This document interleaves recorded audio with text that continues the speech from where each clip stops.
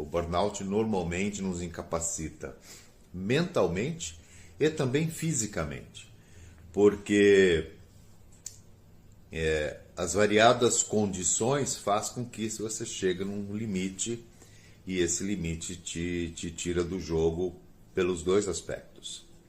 O burnout é provocado por diversas razões, normalmente dentro do ambiente de trabalho, mas que muitas vezes está associado ao excesso de trabalho ou muito trabalho para uma pessoa só, algumas sensações também, que é de não ter um trabalho reconhecido, se sentir incapaz, e aí às vezes se mistura com uma coisa que a gente chama de síndrome do impostor.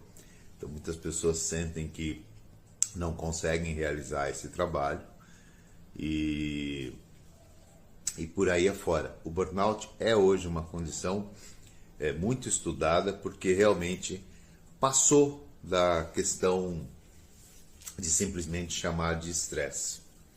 Eu atribuo isso já há algum tempo, que o burnout ele cresceu, né? Evoluiu o estresse, e eu gosto de dizer que uma das razões é que a gente acabou com o happy hour. Era muito comum nos anos 80 até os anos 90, até o início dos anos 2000 talvez, a gente ter essa coisa de cumprir um horário de trabalho e sair com os próprios colegas de trabalho, inclusive, para conversar, para beber para jantar, enfim. E depois de um tempo, outra coisa que eu gosto de dizer, com a ascensão dos psicopatas no poder, a questão de trabalhar 12, 13, 14 horas por dia parece que era uma situação inevitável e necessária nos ambientes de trabalho.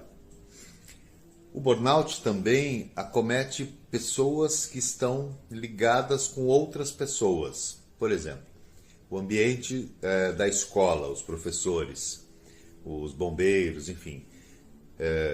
Pessoas que estão tendo ou são levadas a conviver com situações extenuantes, estressantes, com brigas, com discussões inúmeras, enfim. Há também a questão do assédio, né? Bastante comum hoje, o assédio moral, claro que eu estou falando, de empresas que não respeitam, não criam políticas que protejam essas relações, então também é uma característica da pessoa que está com burnout. Mas onde o burnout se inclui nas questões de ansiedade e depressão? Muito bem. Normalmente o burnout ele vem com uma dose grande de ansiedade e muitas vezes, ou na maioria das vezes, ou no final das vezes, uma grande depressão.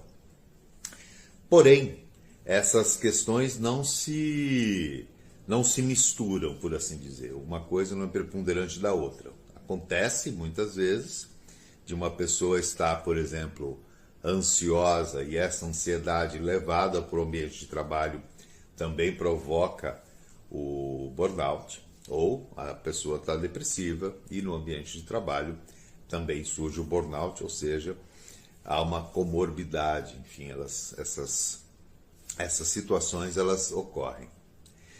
Bom, o que eu tenho a dizer sobre isso é que se nós não nos cuidarmos, ao longo do tempo, em algum momento, alguns desses transtornos ou síndromes pode te acometer.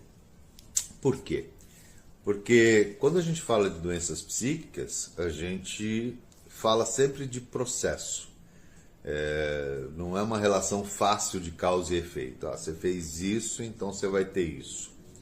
Com exceção dos eventos traumáticos, que aí sim você tem uma questão pontual, né, do tal transtorno pós-traumático, e outras assim situações que são críticas, a gente consegue reconhecer. Mas muitas vezes em psicologia, em psicoterapia, esses eventos eles são só gatilhos. Acontece algo que faz com que você traga toda uma carga de ações, de situações não resolvidas, de situações que foram deixadas para trás, e aí elas vêm todas de uma vez. E aí é onde entra esse processo que a gente chama de terapêutico, ou psicoterapêutico, ou psicológico, ou psicanalítico, enfim, é onde esse profissional, essa profissional entra para nos ajudar a entender esse processo. E aí vai descobrindo, vai desatando nós, né? Fazendo com que esse novelo de lã se desenrole ao contrário, para a gente descobrir os pontos, descobrir exatamente os nós e desfazê-los de tal forma que a gente consiga nos libertar dessas questões e, enfim, voltarmos a viver bem, voltarmos a viver com saúde.